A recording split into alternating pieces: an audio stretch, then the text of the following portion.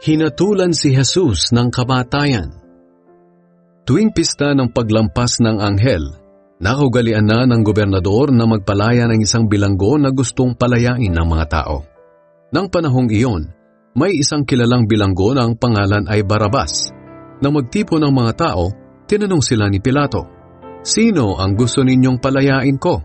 Si Barabas o si Jesus na tinatawag na Kristo?" Alam ni Pilato na pagkainggit ang nagtulak sa mga pamunuan ng mga Hudyo na dalhin sa kanya si Jesus.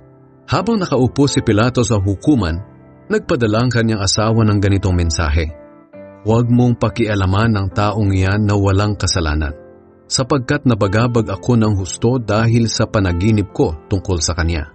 Pero sinulsulan ng mga namamahalang pari at ng mga pinuno ng mga Hudyo ang mga tao na hilingin kay Pilato na si Barabas ang palayain at si Jesus ang ipapatay. Kaya nagtanong ulit si Pilato sa mga tao, "Sino sa dalawa ang gusto ninyong palayain ko?" Sumigaw sila, "Si Barabas." Nagtanong pa ulit si Pilato, "Ano ngayon ang gagawin ko kay Jesus na tinatawag na Kristo?" Sumagot ang mga tao, "Ipako siya sa krus." Tinanong sila ni Pilato, "Bakit? Ano ba ang ginawa niyang kasalanan?" Pero lalo pang sumigaw ang mga tao, "Ipako siya sa krus."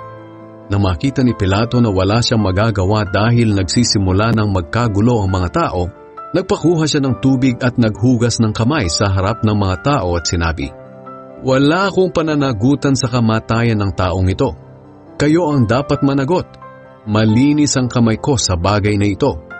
Sumagot ang mga tao, "Kami at ang mga anak namin ang mananagot sa kanyang kamatayan." Pagkatapos, pinalaya ni Pilato si Barabas, pero si Jesus ay pinahagupit niya at saka ibinigay sa mga sundalo upang ipako sa krus.